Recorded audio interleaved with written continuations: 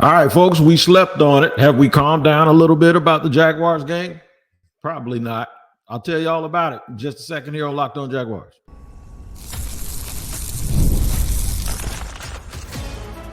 You are Locked On Jaguars, your daily Jacksonville Jaguars podcast. Part of the Locked On Podcast Network, your team every day. It is your team every day here on Locked On Jaguars. We thank you for making us your first listen. Wherever you get your podcast, make sure you tap into that location, whether it's YouTube or on the audio platforms. Make sure you tap in and do not miss an episode of Locked On Jaguars. Today's show is brought to you by PrizePicks. Go to prizepicks.com/LockedOnNFL. Use all lower cases, Locked On NFL, to win $50 instantly when you play $5. Shout out to the everydayers for joining us here on Locked On Jaguars. We really, really do appreciate you.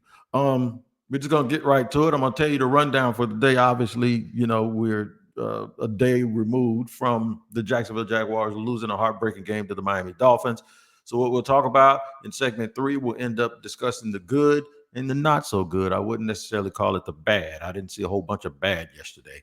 A path to improve is what we'll talk about right smack in the middle of the show. I do believe that there's still hope and things that they need to do in order to get back on track. We'll talk about what those things are. All right, so now one game and not one play. I've had a little bit of time to think about this. Yesterday, the emotion of yesterday's game and the way that it happened and the ebb and the flow of the game may have caused a reaction from me. I wouldn't necessarily say it's the wrong reaction, but it was a time-stamped reaction, okay?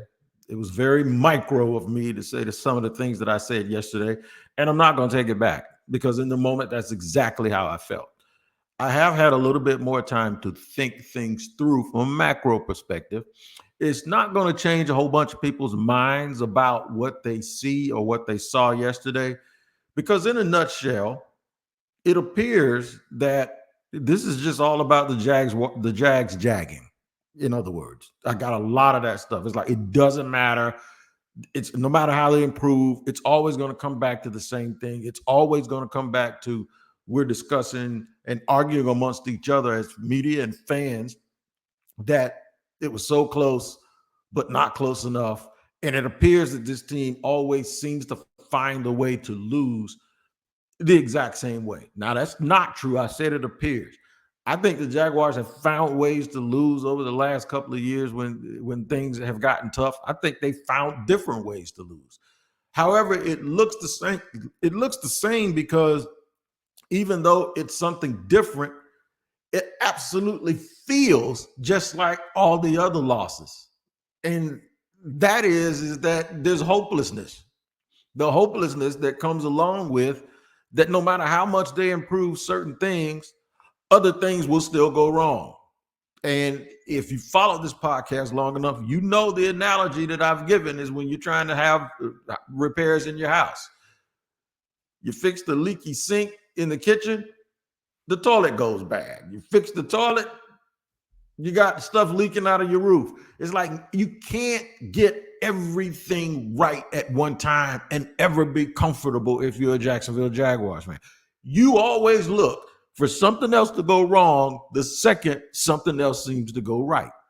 So we're going to go through that. We're going to discuss it all at different points throughout the day. We talk about some of the things that were good, some of the things that weren't very good. So my point yesterday was, after the game on the postcast, was Travis Etienne fumbled the game away. I'm going to tell you where that came from. The Jaguars were rolling along. At one point had a nice lead on the Dolphins. Miami scores a touchdown. And then the Jaguars get right back on their giddy up and they go down and they kick a field goal. They did some things yesterday that made me think, okay, they've arrived a little bit. And what they were doing was they overcame a bad first drive where Calais Campbell lived in their backfield. They got a sack and then a tackle for loss, and I was like, that was pretty ugly. Once they kicked the ball off, the defense really established themselves by gluing themselves to the Miami Dolphins receivers, by being very active in the run game, and you saw the immediate results of the new scheme with Ryan Nielsen, and it was very, very. I thought it came out to be very good, and then I waited for the adjustments. The Jags went into the half winning 17-7. Something that they did, some good things that they did early on that I really, really liked. They went right at Jalen Ramsey with their rookie, and then their rookie got a pass interference call, and Trevor admits he underthrew the ball. It should have been a touchdown. No harm, no foul. They ended up going down and getting some points anyway because they got put on the 1-yard line because of a pass interference in the end zone on Jalen on that underthrown ball. And then I saw Brian Thomas Jr. chirping, and I said, you know what? That's what I'm talking about. You go right at the dude that's considered one of the 2 or 3 best corners in the league, and you tell him it's going to be all day, which is something I'll get back to. It's going to be all day. And then all of a sudden, Brian Thomas Jr. caught a very nice pass by Trevor Lawrence in the back of the end zone. We've seen that in training camp where they really use that back line to their advantage on those crossing. Trevor throws that ball about as well as anybody, right? Because he always seems to throw it to whether either his guy's going to catch it or it's going to go out of bounds. And I was like, oh, my God. Tank Bigsby was running all over the place. The offensive line was actually allowing Trevor Lawrence to have time. They got the ball back a minute before halftime, and they did something that folks aren't used to around here. And don't tell me that you are, because I know for a fact you aren't. People were comparing the second half of this game to them being careful like they were in Foxborough in 2017, and I thought that was ridiculous. Because in Foxborough, when they got the ball back with a minute left to go, they downed the ball. This time they got it with a minute left to go, and they went bip, bip, bip, and went right down the field goal range and allowed Cam Little to kick a 50-some-odd yard field goal, and they walked off. And I was feeling good about the Jaguars because now they were being aggressive. They were attacking one of the best corners in the league. They didn't sit on and kneel on the ball when they had a minute to go and they had 70 yards to go. They got themselves in field goal range. They didn't burn their timeouts too early to the point where they didn't have any timeouts left. I thought they did a very good job. And they were getting the ball right after halftime. Now, they came out after halftime, and these are the 2 players that touched the ball, and this is what bothered me a little bit. Tank Bigsby, who played well, Tank touched the ball first. Parker Washington touched the ball on the next play, and then they went 3 and out. That series bothered me because I thought they had Miami on the ropes. And when you have Miami on the ropes, as good as Tank Bigsby ended up playing yesterday, and as good as Parker Washington has been, coming out of the half, I question allowing those 2 guys to be the first 2 people to touch the ball. Why not Brian Thomas Jr.? Why not Travis Etienne? Why not Evan Ingram? Why not Christian Kirk, even though he had a bad game yesterday? I'm just thinking, like, are you getting too cute for your own good? I mean, what are they even doing in there on the first series? Evidently, these are plays that they like. And see, this is the kind of stuff that this isn't necessarily about play calling as much as this is about game planning. And I think folks get them confused. So I didn't have a particular problem with the way that the game was called. I'm going to explain that a little bit in segment 2, and then we're going to get into ways that they can improve. We're going to talk about the rest of the game and how it went, and then talk about ways that the Jaguars can improve. We'll do all of that in just a second here on Locked On Jaguars. Today's show is sponsored by PrizePicks. Man, y'all know how this works. You go in there and you pick more or less on all the stat projections that PrizePicks has. And they're going to have them because they're America's #1 daily fantasy sports app. And they got 5 million active users, and I'm definitely one of them.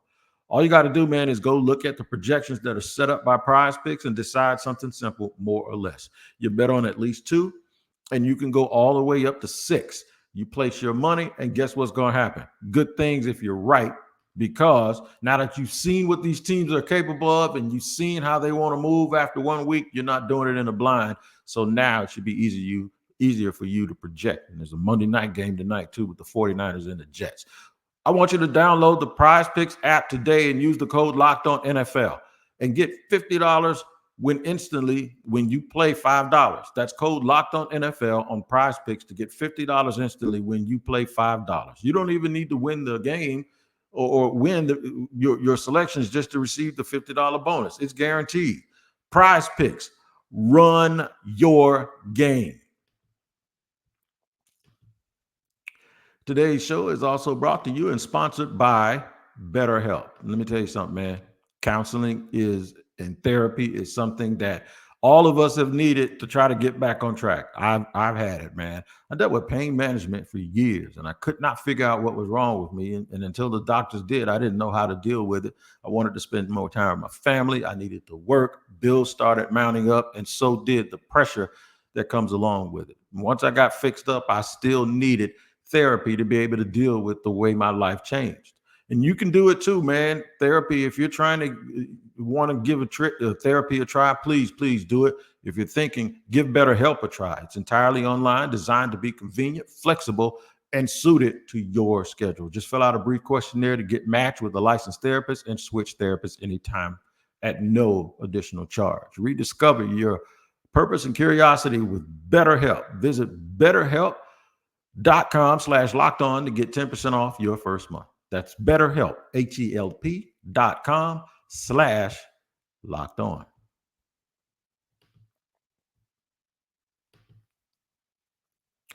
All right, segment number 2 here on Locked On Jaguars, where it is your team every day. Jacksonville Jaguars lose 20-17 on a walk-off field goal to the Miami Dolphins.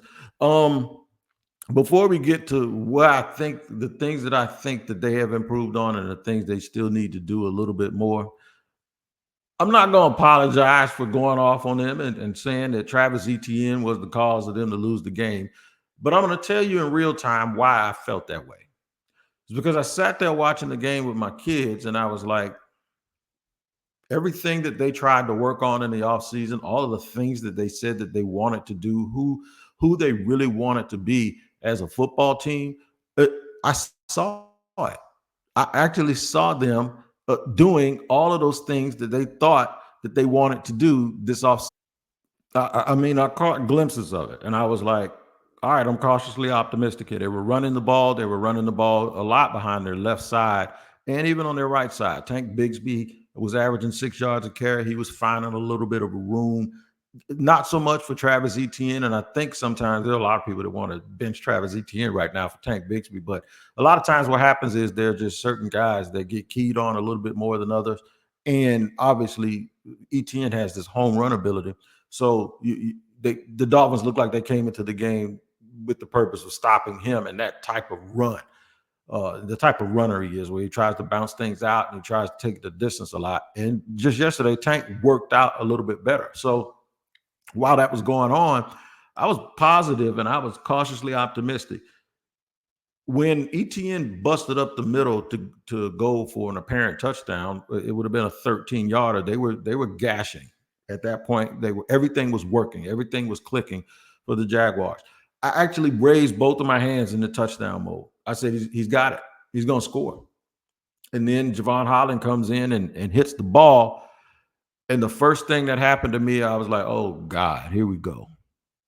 So in real time, it was absolutely a reflection of what I said immediately after the game. And doing those postcasts, I'm actually going to give you the raw feelings that I felt. And at that time, I really, really looked at them, and I just felt like at that time, I looked at my son, and my son looked at me, and I said, here it comes. And that comes from the same experience that many folks that criticize my response are drawing from, where you've seen it in the past, where things start going wrong, and it seems like nothing you do after that point can get you together. We've seen it over the years. I've been watching football for almost 50 years, and this momentum thing, the thing they call Mo, is a real thing. And too many times it's always worked against Jacksonville.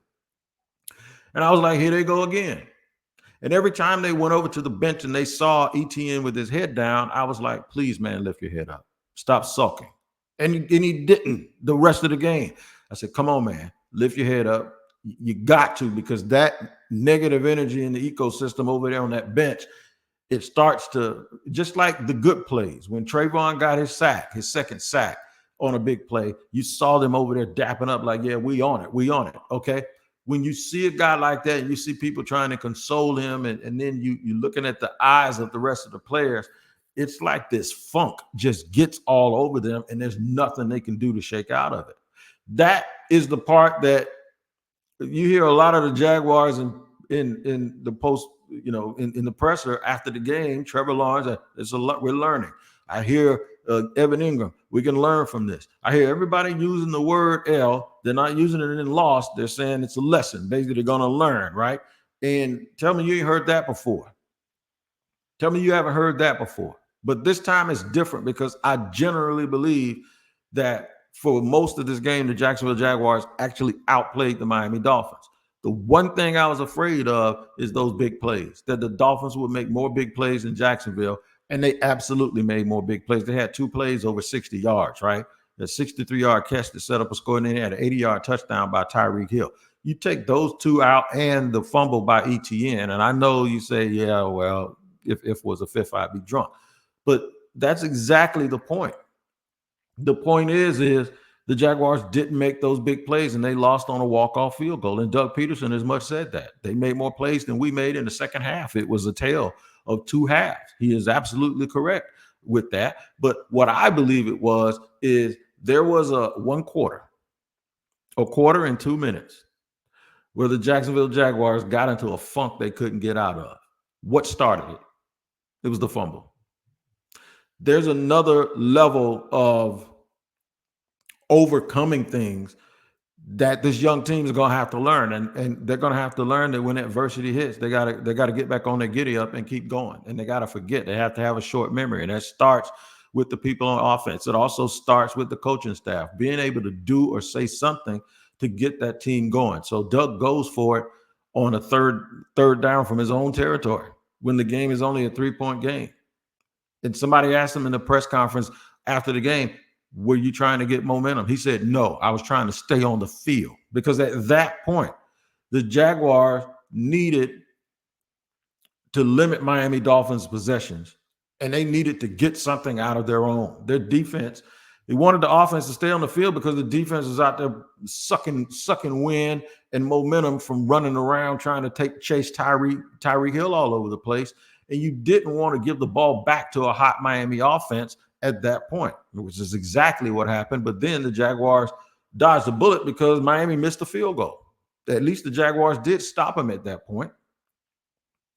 I thought when the Jaguars got the ball back, when Miami had tied the game up at 17 with 3 minutes to go, that this was a moment for Trevor Lawrence.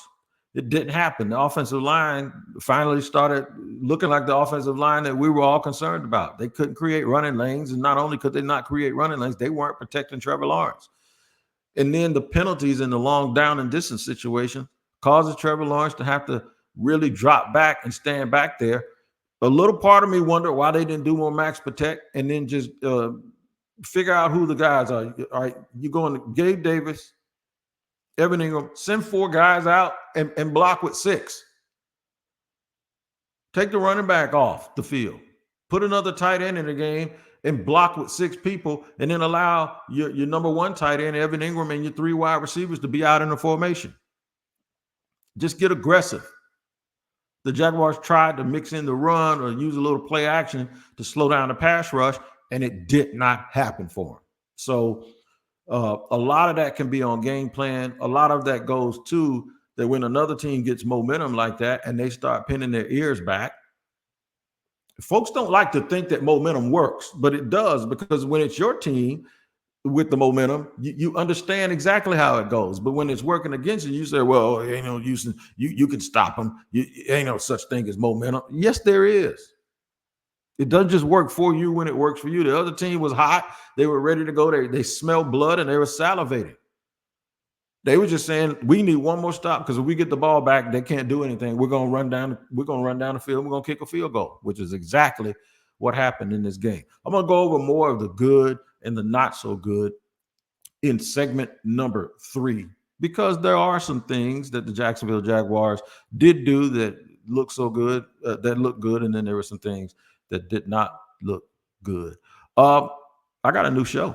That's right. I'm going to let you know what it is right now, man. The new Locked On NFL is here. Locked On NFL is now 2 shows every day. First, the Madman Tyler Rowland kicks off your morning with a double shot of NFL espresso. And then stop by the barbershop with me, Tony Wiggins, for some real NFL talk. Add in the Locked On local experts, and you get unprecedented NFL insight, hot opinions, detailed breakdowns, all in 30 minutes. It's the new Locked On NFL, and it's twice a day. Make the madman Tyler Rowland and the barber Tony Wiggins your second listen at the new Locked On NFL on YouTube or wherever you get your podcast. In segment number 3, we're going to break down the good, the bad, try to give you a reason to look forward to next week. In next week's game. We'll do that in just a second here on Locked On Jaguars.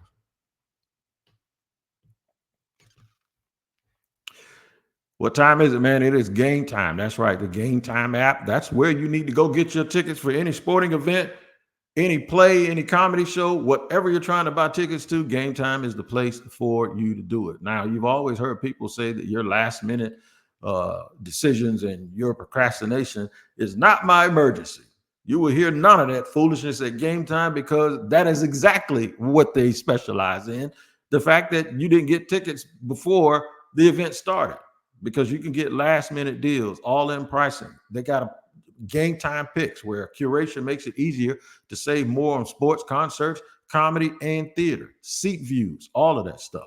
All you got to do, man, is take the guesswork out of buying tickets with Game Time and download the Game Time app. Just download it, create an account, and use the code LOCKEDONNFL for $20 off your first purchase. Terms apply. Again, create an account and a redeem code LOCKEDONNFL, LOCKEDON NFL for $20 off. Download Game Time today. What time is it? It's game time.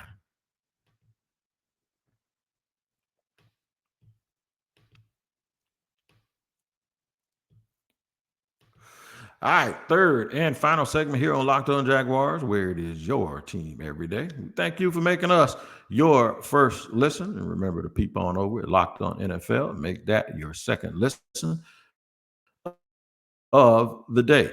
All right, so the good. Brian Thomas Jr. is the real deal. That's good.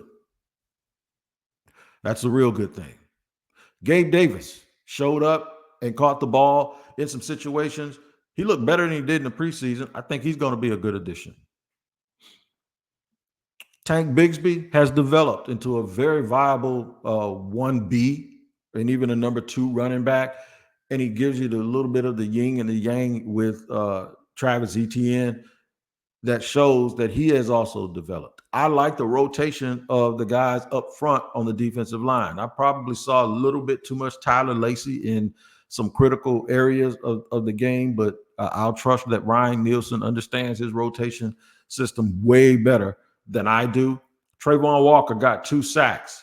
I know everybody thought it was 1, but there was one time when Tua scrambled and he caught him. Tua did not make it back to the line of scrimmage, so Travon got credit for 2 sacks. And I thought he was also very, very good in the run game.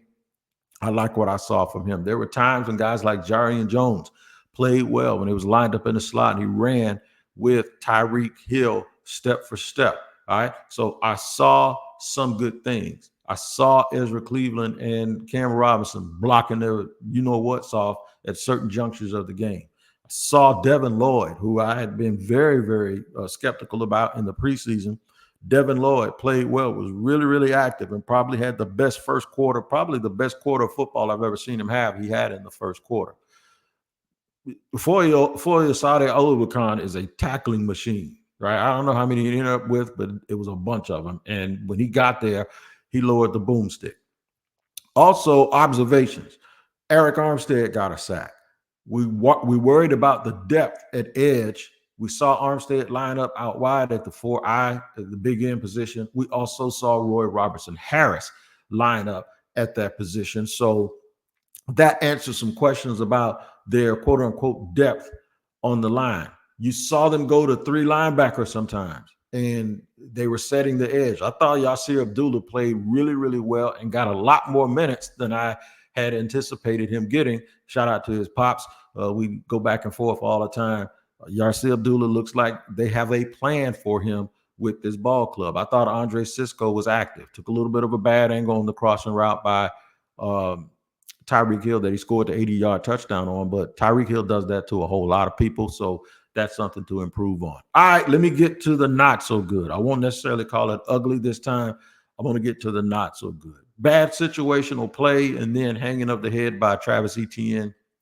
He's a real good football player. Doug Peterson said it. They're going to touch the ball a lot. He's a good player. He even came back in and did some nice things at the end of the game. But I still think that he knew the gravity of that fumble, and it kind of hung on him a little bit. And I think that energy kind of perforated through the rest of the bench. And I was hoping that he shook out of it. But, that's neither here nor there at this point. One play doesn't win or lose a game, but that's about as close as it gets. And that's about as much as you're going to hear me backtrack on that and admit that maybe they didn't just one play, because that play was really, really catastrophic towards what the Jaguars were trying to accomplish yesterday. I'm worried about the safety opposite Cisco. I'm worried about Antonio Johnson. And I didn't think I'd be worried about him for the reason I'm worried about him. The angles that he took and the missed tackles, and he didn't clean up a lot of stuff. When one time Jaron Jones had David, I think it was David Etienne or Tyreek Hill by the foot. He was holding on for dear life and just wanted somebody to come help clean it up. And Antonio Johnson just came in and looked like, hey, man, what y'all got going on over here? And Tyreek Hill stretched out, or whoever it was stretched out and got the first down. You got to come in and you got to clean that. You got to clean that clock, and you got to make guys pay for real estate. And you have to tackle better. And a little bit disappointed in that play. I know a lot of people are waiting on whenever Dewey Wingard comes back. That's like 3 or 4 games from now. And then you're not going to get Tayshaun Gibson until game 7. So there's a whole bunch of football that has to be played where you want that kid to improve instead of sitting there waiting on somebody else. The answer might be to move Darnell Savage into the back and then play Monteric Brown. The only problem about that is Tyson Campbell's dealing with a little bit of a hamstring now, so you might not get those 3 corners. Now you might be talking about playing Monteric Brown outside and then putting Jaron Jones in the slot, and that might be a little bit too much for a rookie to handle all game.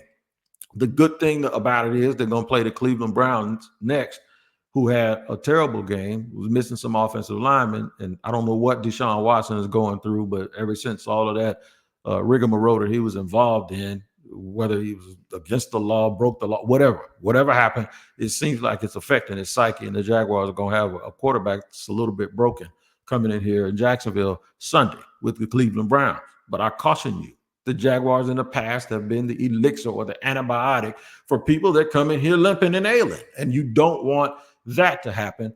You want them to be able to put this game behind them, because they have some tough games after the Cleveland game. They have some really, really tough games. They got to play Houston.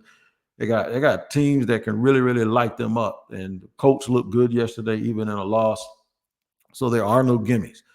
You need the Jacksonville Jaguars to get back on their horse and start over. There's enough good for them to build on. I'd like to see a little bit more from Evan Ingram this week. That ain't because he's on my fantasy team. It's because, well, 1 catch for 5 yards is not enough. I want the offensive line to play the way that they played in the first half and not necessarily the way that they played in the second half or the way they played after the Etienne fumble. They really felt like they lost everything and they had nothing to play for anymore, and Miami started really teeing off on them. That has to change. They have to get better, and they have to continue to improve. So don't let the one loss kill the whole season, but I would already say that the Jaguars are in a must-win situation because of their schedule. They have to beat Cleveland next week. You got to beat Cleveland next week because you're going to get into the meat of your schedule. You got to go to Buffalo, and then they got to play Houston. You don't beat Cleveland, you're not going to be favored in those 2 games. You probably won't be favored in those 2 games. Now, you're really not going to be favored if you start 0-2. They need to win this week, and they got a good opportunity to get that done. All right, man. The football season is back. I am so glad to finally be able to talk football and not talk about rosters and draft picks and all of that stuff. We are talking real football. Make sure you check out the new Locked On NFL. It is here. Locked On NFL is now 2 shows every day. First, the Madman Tyler Rowland kicks off your morning with a double shot of NFL Espresso, and then stop by the barbershop with me, Tony Wiggins, for some real NFL talk. Add in the Locked On local experts, and you get unprecedented NFL insight. Hot opinions, real hot opinions. Detailed breakdowns, all in 30 minutes. It's the new Locked On NFL, and it's twice a day. Make the Madman Tyler Rowland and the barber Tony Wiggins your second listen at the new Locked On NFL on YouTube or wherever you get your podcasts. It's just one game. hopefully the bad habits from this game won't continue and we can get on with the business of making sure the Jaguars get back on track. You do your part, I'll do mine. I'm looking forward to the opener this week. We'll talk about injuries, talk about things that are going to be said today at the press conference. We'll make sure that we get all of that to you as quickly as possible. Find out the latest on Tyson Campbell. We'll do all of that in the next episode of Locked On Jaguars. Y'all take care. We'll see you next time.